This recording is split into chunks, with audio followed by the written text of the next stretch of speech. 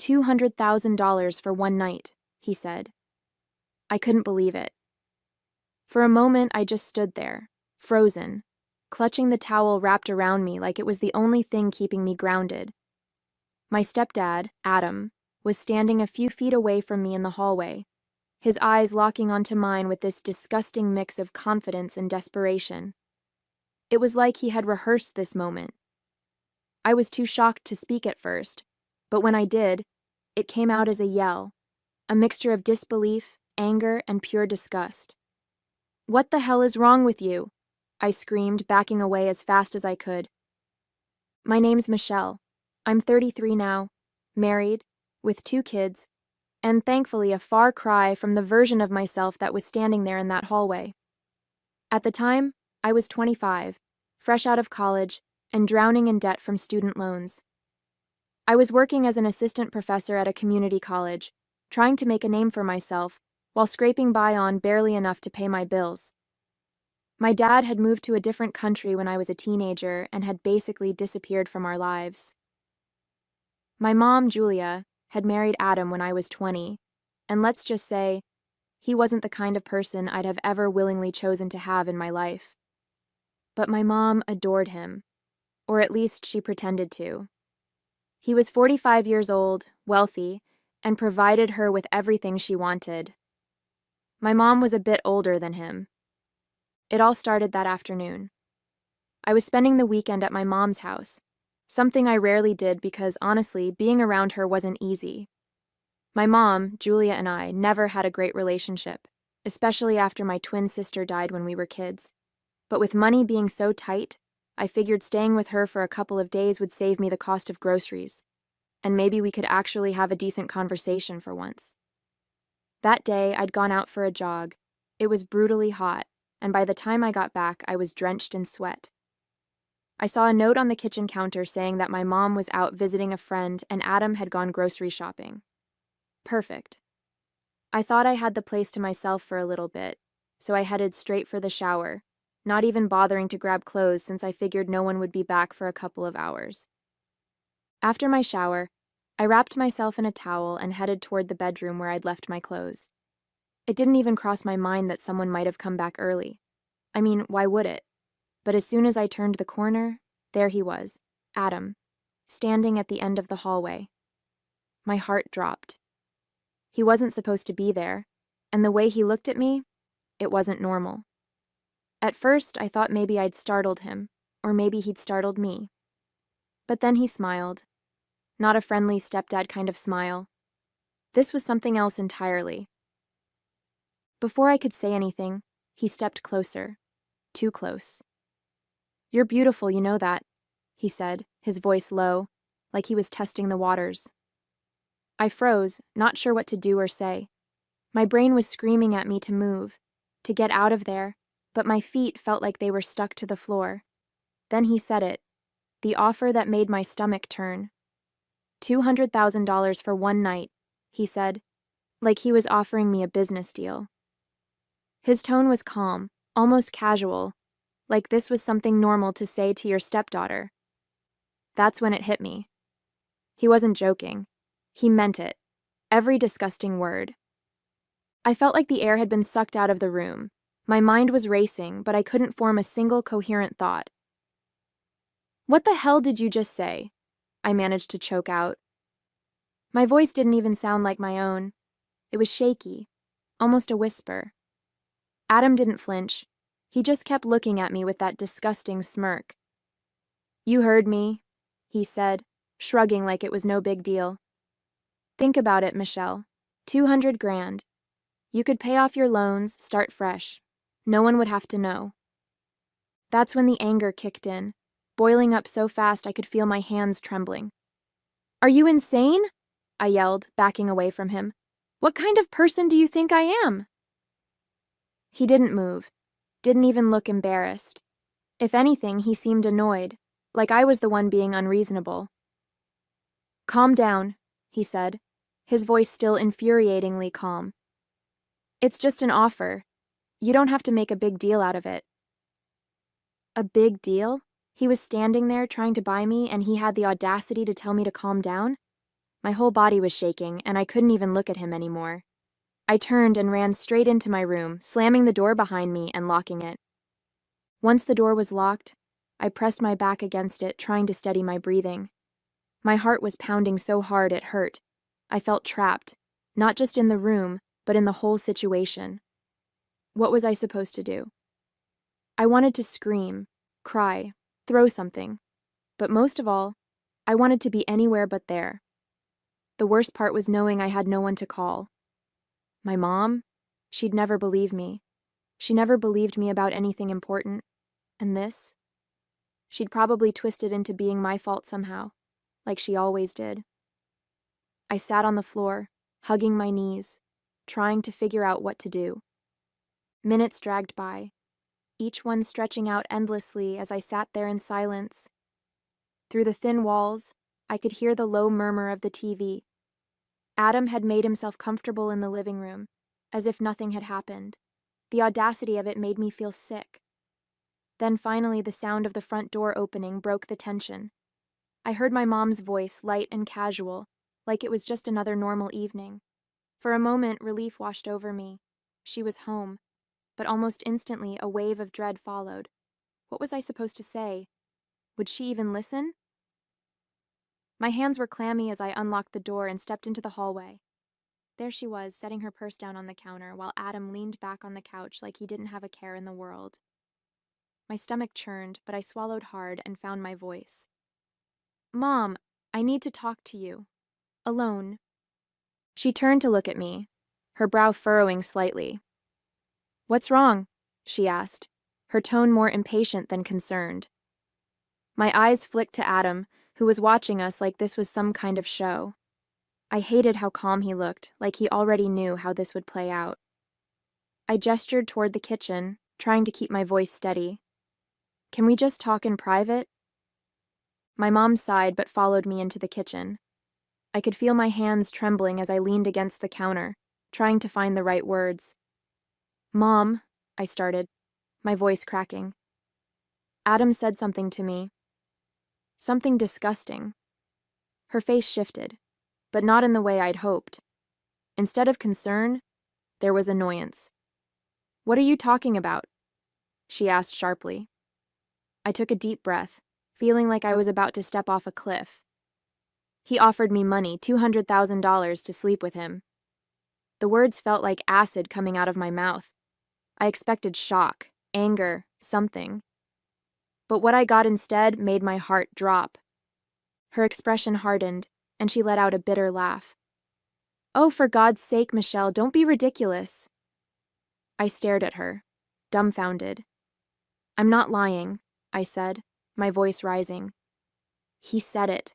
Not long ago, in the hallway." But she wasn't listening. She was already shaking her head, her lips curling into a sneer. "You're unbelievable," she said. "I should have known you'd pull something like this. Always looking for attention, always trying to cause problems." I couldn't believe what I was hearing. My own mother dismissing me like I was some troublemaker making up lies. I felt tears welling up, but I refused to let them fall. "I'm not lying," I repeated, louder this time, my voice shaking. She raised a hand to stop me, her expression cold and detached. "Enough, Michelle. Let's see what Adam has to say about this." She stormed back into the living room, and I followed, my heart pounding. Adam looked up from the couch as if we'd just interrupted his quiet evening. "Adam," my mom said sharply, her voice edged with anger. "Michelle just told me you said something completely inappropriate to her. She's claiming you offered her money for—" She hesitated, glancing at me with an icy glare. "For you know what?" She made a suggestive face, kind of embarrassed to say the words. Adam leaned back slightly, his expression shifting into one of exaggerated concern, like he was the one being wronged. "Julia, I don't know how to say this, but it's the opposite of what she's claiming," he said, shaking his head as if the mere suggestion was preposterous. "She came out of the bathroom in just a towel and, well, it felt like she was trying to get my attention." He glanced at me with a look of fake pity. "I didn't want to bring it up because I didn't want to upset you, but she's twisting the whole thing around now." My jaw dropped. "What?" I shouted, my voice breaking as I took a step forward. "That's not what happened, and you know it." But Adam kept his composure, holding his hands up in mock defense. "I swear, Julia, I was going to let it go because I didn't think it was worth causing trouble, but I can't just sit here and let her make these accusations." He sounded calm, even reasonable, and that made my blood boil. I turned to my mom, desperate for her to see through his lies, but the look on her face made my stomach sink. She wasn't looking at him. She was glaring at me. My mom didn't say anything at first, but her glare said it all. She believed him. Of course, she did. "Unbelievable," she muttered, shaking her head. "You come into my house, and this is how you act? How dare you, Michelle?"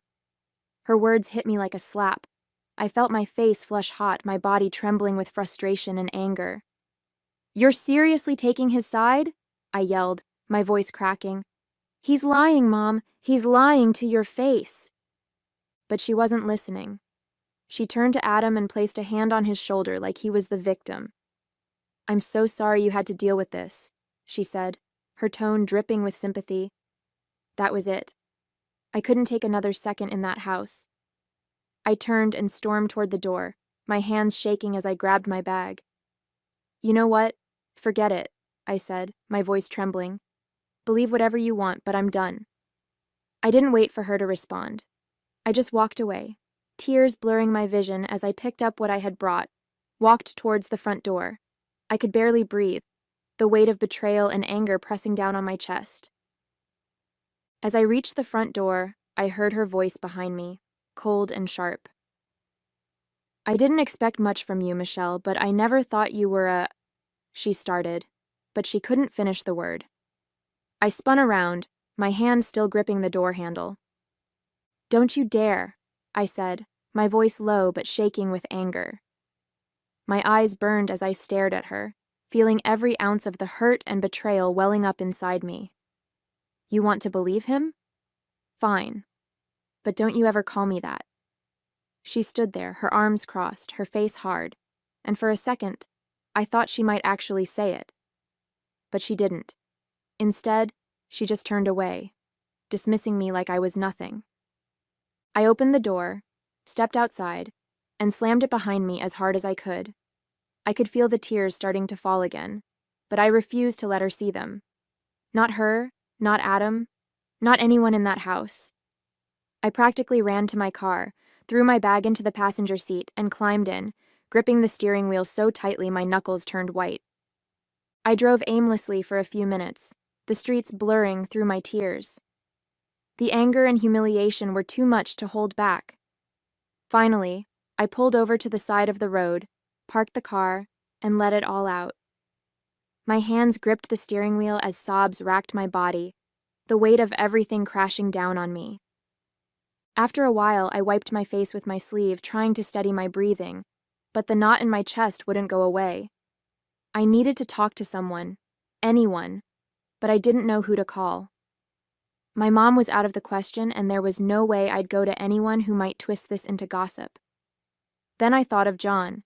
He was just a good friend back then, someone I trusted. I hesitated for a moment, feeling embarrassed about what had happened, but I needed to get it out of me before it consumed me. With trembling hands, I picked up my phone and dialed his number. It rang a few times before he answered, his voice calm and familiar. "Michelle? Everything okay?" he asked, immediately sensing something was off. That was all it took for the tears to start again. "John?" I said, my voice cracking. I need to talk to someone. Can I just tell you what happened?" I braced myself for his reaction, not knowing if he'd judge me or think I was overreacting. But I didn't care. I just needed to let it out. John and I weren't anything more than friends back then. Good friends, but nothing romantic. We'd met at the community college where I worked. He was one of those people who always seemed easy to talk to, the kind of guy who'd crack a joke at the right moment to lighten the mood or offer a listening ear when you needed one. Over the months, we'd grabbed coffee a few times, and I always felt comfortable around him. He never pushed, never judged. Just a good, solid friend.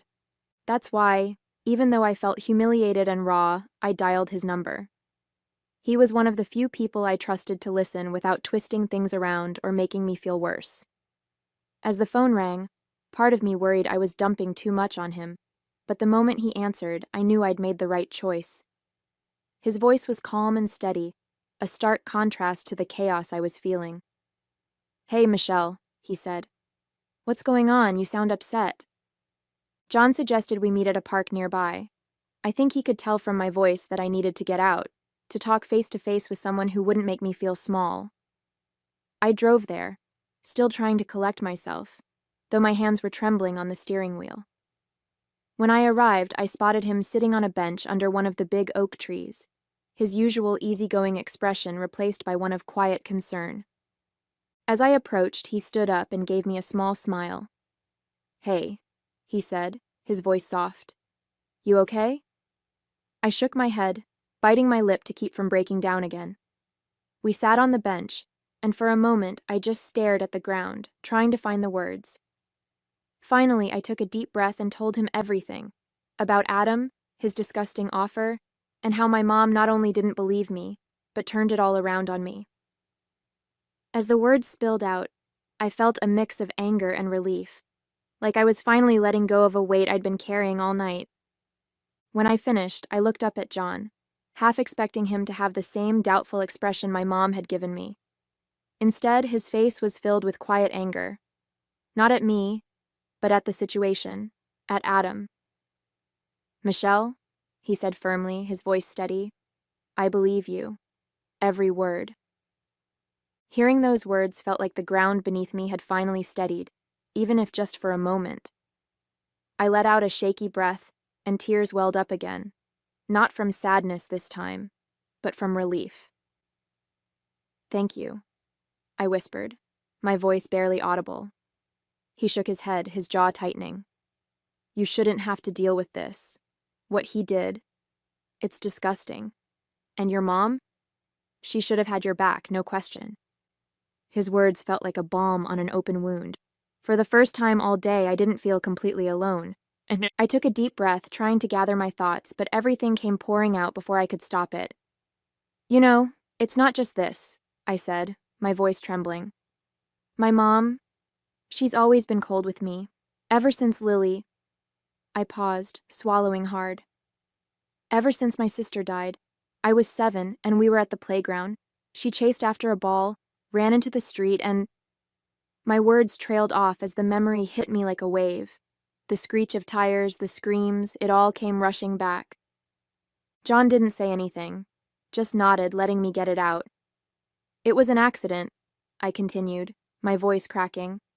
"But it's like my mom never saw it that way. After that day, everything changed. She stopped looking at me the same, stopped hugging me, she just shut me out. And now, tonight, it's like she's blaming me all over again, like I'm the bad one, like I did something wrong. I don't know why I even thought she'd believe me." Tears rolled down my cheeks, and I quickly wiped them away, embarrassed by how much I was unraveling. The next few days were a blur of anger, hurt, and sleepless nights. I couldn't shake Adam's smug expression, the way he twisted everything to make me look like the villain. And my mom. The way she defended him without hesitation cut deeper than I expected. But the more I thought about it, the more I realized I couldn't just let this go. I couldn't let him get away with it, not when I knew the truth. I needed proof. Something my mom couldn't deny. Something that would finally force her to see him for what he was. The idea hit me one night as I lay awake, staring at the ceiling, replaying everything in my head. My phone. I could use my phone to record him. It was simple, and I always had it on me. The thought made my pulse quicken. If I could get Adam to repeat what he said, or even hint at it, I'd finally have proof. Something my mom couldn't brush off or twist against me. I decided the best way to catch Adam off guard was to play along, to make him think I was reconsidering everything. It made my stomach turn just thinking about it, but I knew this was the only way to get him to admit the truth. That evening, I called him, keeping my voice steady, as if I was genuinely conflicted.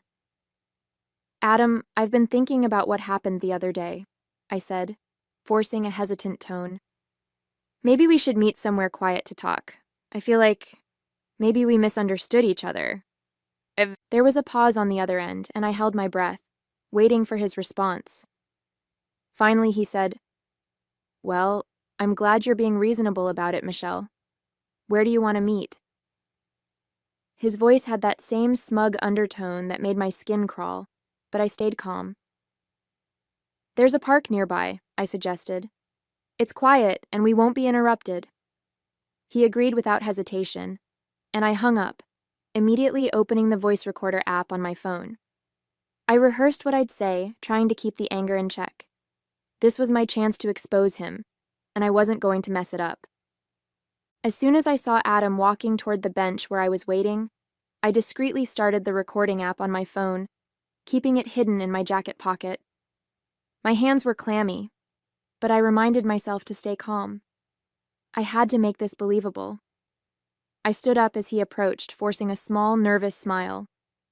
"Hey, Adam," I said, keeping my voice soft. "Thanks for meeting me. I've been thinking a lot about what happened, and I wanted to apologize if I misunderstood anything." He smiled, that same irritatingly smug expression he always wore when he thought he was in control.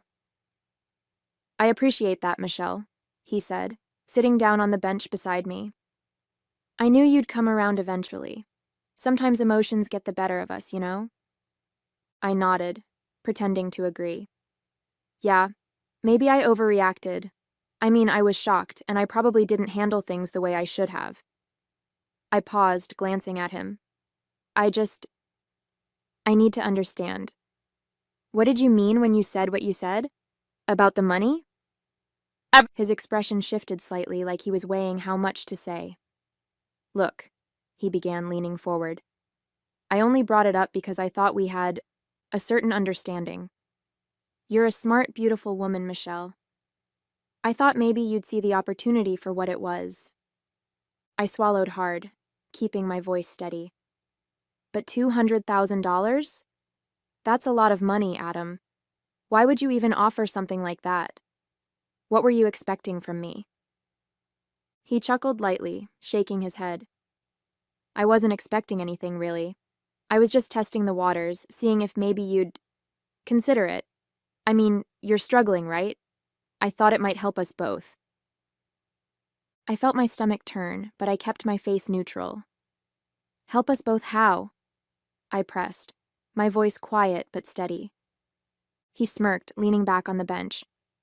"Let's not play games, Michelle. You know exactly what I meant. I didn't think you'd make such a big deal out of it. It's not like anyone else had to know." I nodded slowly, letting the silence hang for a moment before speaking again. "So, you were serious? About the 200,000? He shrugged casually. "Of course I was. I don't say things I don't mean, Michelle. I figured you'd appreciate the gesture." Every word he said made my blood boil, but I stayed calm, knowing the recorder was picking up everything. I glanced at him one last time, my voice soft but firm. "Thanks for clearing that up, Adam. I needed to hear it from you." I forced myself to smile faintly, looking down at my hands as if I was embarrassed. "I mean, you're not wrong, Adam," I said hesitantly, my voice low. "I am struggling. Money's been tight, and with my loans, I've felt like I'm drowning most days." I glanced at him, catching the faint glimmer of excitement in his eyes as he shifted slightly closer. "You don't have to feel bad about that," he said, his tone softening in a way that almost sounded comforting, but I knew better. "You're a smart girl, Michelle. You've got options, and I'm offering you something that could change your life. It's not just about the money. It's about making things easier for both of us." I nodded slowly, pretending to mull it over. "It's just, I don't know. I've never thought about anything like this before. I mean, it's not like you're unattractive or anything," I added, forcing a nervous laugh as if I were embarrassed to admit it. "You're actually pretty good looking, Adam." His smile widened, and he sat up straighter, clearly encouraged. "Well, thank you," he said, his voice taking on a more confident tone. See? It doesn't have to be awkward. I knew you'd understand eventually. This could be something good for both of us, Michelle. You just have to let yourself see it that way. I glanced at him again, feigning uncertainty. Maybe you're right. I just need some time to think about it, I said, standing up slowly. Can I let you know in a couple of days? I just need to wrap my head around everything. Of course, he said, smiling broadly now. Take all the time you need. I'm glad we could talk this through. I nodded, offering him a weak smile before turning and walking away, my phone still recording in my pocket. My hands were trembling, but not from nervousness anymore. I had him. Every disgusting word was captured, and I knew exactly what I was going to do next. 2 days later, I called Adam. My stomach churned as I dialed his number, but I reminded myself that this was all part of the plan. He picked up on the second ring, sounding eager like he'd been waiting for this call. Michelle, he said smoothly. I was hoping to hear from you. Have you had time to think? I hesitated for effect, then replied, Yeah, I've been thinking. I'm ready to talk more about it.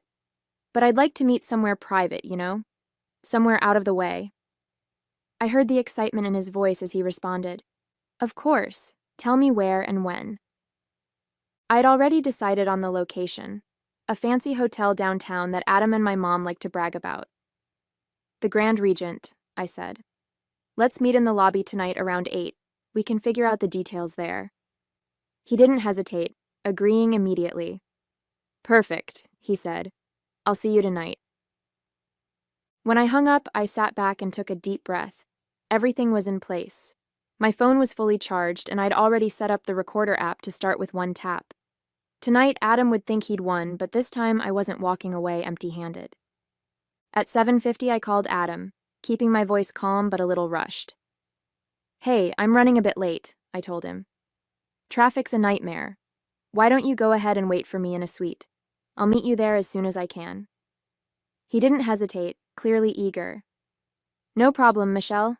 I'll let the reception staff know about you. After hanging up, I drove straight to my mom's house, gripping the wheel so tightly my knuckles turned white. When she opened the door, her face immediately twisted with suspicion. What do you want? She asked, her tone sharp. I didn't waste time. Mom, you're coming with me, I said firmly. She started to argue, but I cut her off, my voice steady but full of emotion. If you don't come with me right now, I swear you'll never see me again. Not a call, not a visit, nothing. This is your one chance. Her eyes widened, and after a tense moment, she grabbed her purse and followed me to the car. When we arrived at the hotel, my heart was pounding, but I kept my composure. My mom sat stiffly in the passenger seat, her arms crossed, not saying a word. I parked the car and led her through the grand entrance of the hotel. The air smelled of polished wood and fresh flowers, the kind of luxury Adam and my mom loved to flaunt. I walked straight to the reception desk, keeping my voice calm but firm. Hi, someone's waiting for me, but I don't know the room number. They said I should give you my name here. I told the receptionist my name. She nodded, typing quickly on her computer before picking up the phone to confirm. Yes, room 704, 7th floor. I turned to my mom, holding out the card. Let's go, I said, my voice steady. She didn't respond, but followed me into the elevator. The ride up felt like an eternity. When we reached the room, I took a deep breath before sliding the card into the door. The lock clicked and I pushed it open. Adam was sitting in an armchair, looking far too comfortable. He looked up, expecting me to be alone, but his expression quickly changed when he saw my mom standing behind me. His smile faltered, and he shot up from the chair. What's going on? He asked, his voice sharper than usual, his confidence suddenly wavering. I stepped into the room, my mom trailing behind me. Adam's face was a mix of confusion and panic as he glanced between us. What's going on, Michelle? He demanded, trying to keep his voice steady, but the cracks were already showing. I pulled out my phone, holding it tightly in my hand. I thought it was time we cleared up that little misunderstanding, Adam, I said, my voice cold. You remember, don't you? The conversation we had at the park 2 days ago? His eyes darted to my mom, then back to me. Michelle, I don't know what you're talking about, he said quickly, his usual smugness replaced by a nervous edge. I think you're making a big mistake here. I smiled faintly, my hand trembling slightly as I tapped the play button on my phone. His voice filled the room, crystal clear. Every disgusting word he'd said at the park played back, his offers, his excuses, and, worst of all, his casual admission that he meant every word. My mom's face paled as the recording continued. She froze, her eyes wide as she stared at Adam. When the recording finished, I turned to my mom, my voice steady but full of emotion. That's the man you defended, the one you chose to believe over me. Now tell me, Mom, am I still the liar here? Adam started stammering, his face red with panic. Julia, you know this is all being twisted. She set me up, he blurted, his voice rising in desperation. You can't believe this. She's just trying to turn you against me. But my mom didn't look at him. Her gaze stayed fixed on me, her mouth slightly open as if she couldn't find the words. Finally, she whispered, Is this real, Michelle? Her voice was barely audible, but there was no mistaking the crack in it. My mom and I didn't talk much on the drive home, but something shifted. For the first time in my life, I felt like she truly saw me. A week later, she filed for divorce, and Adam was out of our lives for good. She never saw him again, and neither did I. In the weeks that followed, my mom and I started talking more, and slowly, our relationship began to heal. She apologized, truly apologized, for not believing me, and for the way she had treated me over the years. It wasn't an instant fix, but it was a start. For the first time, I felt like I wasn't just the shadow of the daughter she'd lost. I was her daughter too, and she wanted me in her life. Looking back, that night changed everything. It forced me to stand up for myself in a way I never had before. It was hard, painful, and messy, but it also gave me my voice and my life back. My mom treats me with respect now, and though we'll never be perfect, we've found a way to move forward. As for me, going through all of that brought me closer to John. He was there for me through every step, checking in, supporting me, and never once doubting me. What started as a friendship grew into something more over time. By the time I turned 30, we were married, and now with Bobby and Emma, I have the family I always dreamed of. A family built on trust and love, something I once thought I'd never have.